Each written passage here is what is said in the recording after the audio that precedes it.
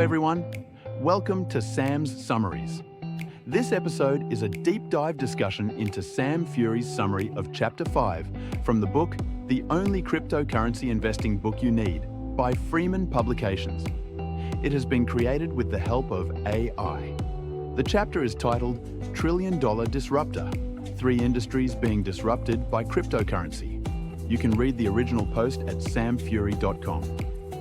All right, everybody, welcome back. I'm so excited for this deep dive into crypto disruption. Absolutely. And this is going to be fun because we are taking a look at the only cryptocurrency investing book you need. Oh. And we are going to be talking about Chapter 5. Okay. $1 Trillion Disruptor. Nice. And we're going to be talking all about how crypto is affecting different industries. Yeah, it's becoming more and more prevalent everywhere we look. It is. You know, unlike it or not, as the book says, blockchain and cryptocurrency are becoming intertwined in most industries, and this trend will continue. It's not slowing down. No. So some of the things that we're going to be covering today are stablecoins, CBDCs.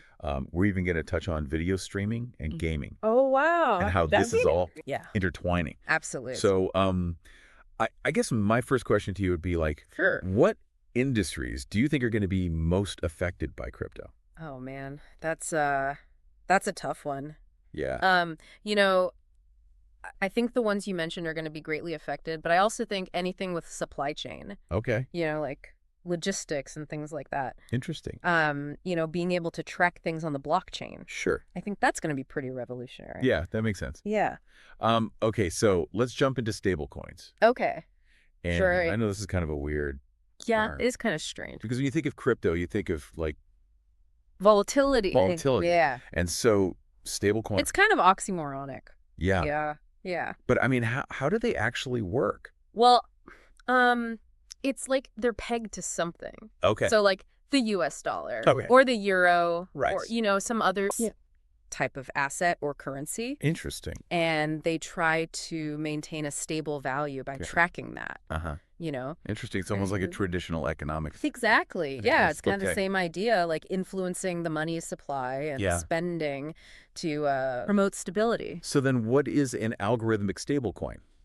Well, an algorithmic stablecoin basically just means that it uses an algorithm instead of like a human to manage that stability. Interesting. So it's reacting in real time to what's going on in the market. So it's like constantly adjusting. Exactly. Okay. Yeah. Wow. Yeah. So the book talks about how governments are actually starting to view stablecoins as like a legitimate form of currency. Yeah, they're coming around to the idea. That's kind of crazy. It is. And that brings us to CBDCs. Right. So can you explain like what those are? Yeah. So CBDC stands for Central Bank Digital Currency. Okay. And it's basically like the digital version of a fiat currency, like the dollar or the euro. Gotcha.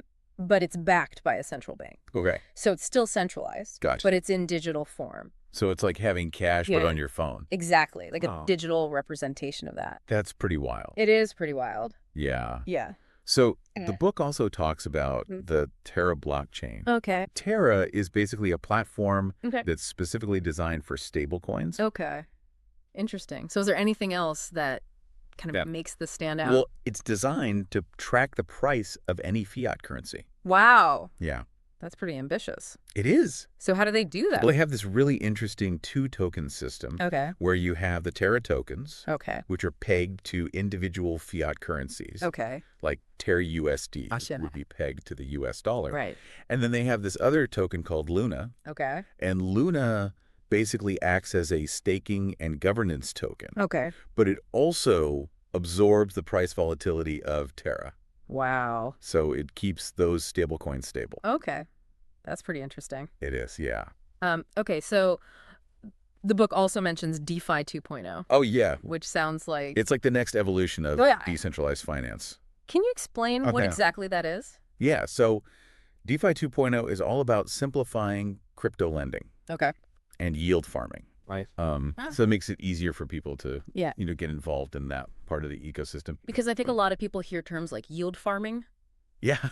And they're like, really complicated. What is that? Yeah, I don't even know where to begin. Yeah. So DeFi 2.0 basically wants to make that more accessible for the average person. And what are the potential benefits? Well, one of the big benefits is scalability. Okay. Making crypto lending more scalable.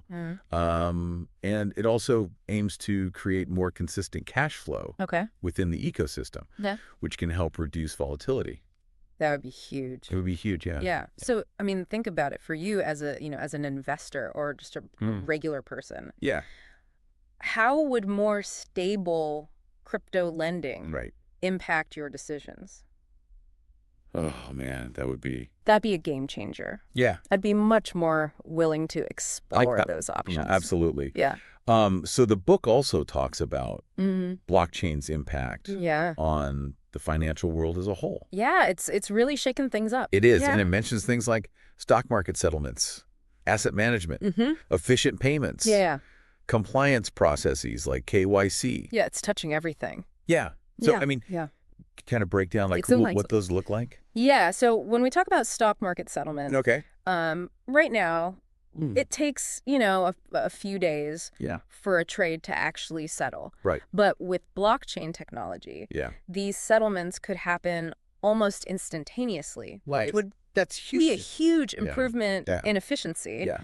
And then when we talk about asset management, blockchain can help streamline that process by providing a secure and transparent way to track and manage assets. Yeah, and I guess that applies to payments as well. Exactly. Yeah. Payments could become much faster, more efficient, and cheaper. And KYC. Yeah. KYC compliance. Yeah, that's know your customer. Okay. And that's a big part of the financial industry. Yeah. And blockchain can help automate and streamline that process as well, which can save institutions a lot of time and money. Absolutely. Yeah. So we've talked a lot about finance, but what about other industries? So for video streaming, there's this really cool project called Theta. Okay. And their goal is to improve streaming quality. Increase efficiency and reduce costs by using a decentralized network instead of relying on traditional data centers. So basically they're using... Yeah, they're leveraging unused bandwidth from people's devices to create this peer-to-peer network. That's really cool. It is really cool. And is there anything else that kind of makes them stand out? What's really interesting is some of the people behind Theta are actually the co-founders of YouTube and Twitch TV. Oh, wow. Yeah. So they definitely know what they're from. The experience. And they have backing from major companies like Google, Samsung, and Sony. That's amazing. So it's a pretty big deal. Yeah. Okay. So then what about gaming? Oh, yeah. So in the gaming world, there's this game called Axie Infinity. Oh, yeah. I've heard of that. Yeah. I haven't played it, but I've heard of it. It's a play-to-earn game where you collect, trade, and battle these little creatures called Axies, which are NFTs. Okay. And players can actually earn real money by playing the game and trading their Axies. Wow. Yeah. And it's been particularly impactful in regions with lower incomes because it's provided a new way for people to earn a living. That's incredible. It is, yeah. Okay. It's pretty amazing. We've talked about how crypto is affecting finance, video streaming, gaming. It seems like it's affecting everything. Yeah. So I guess the final question is, what else could be next? Oh, man. That's a great question. Yeah. I think the possibilities are really endless. Right. We've talked about some pretty diverse industries already. Yeah. But I think crypto could revolutionize healthcare. Giving us more control over our medical data through the blockchain. Yeah. What about a decentralized education system? Okay. Powered by crypto, offering access to knowledge worldwide. Yeah, those are some really... The possibilities are mind-boggling. Incredible ideas. Yeah. Yeah. I mean, we've only scratched the surface here, There are new innovations and applications popping up every day. It's moving so fast. And it's exciting to see what the future holds. Well, I think this has been a really great deep dive. Absolutely. So everybody keep thinking about this stuff. Keep your thinking caps on. And keep exploring. Explore this exciting new frontier. Absolutely. And we'll see you next time. See ya. Thanks for tuning in to Sam's Summaries. If you found this episode useful, let us know with a like, follow, and share. Also, if you haven't already, be sure to visit samfury.com to get free access to all of Sam's original summaries, which you can download as PDFs, as well as other exclusive content. It's all completely free at samfury.com.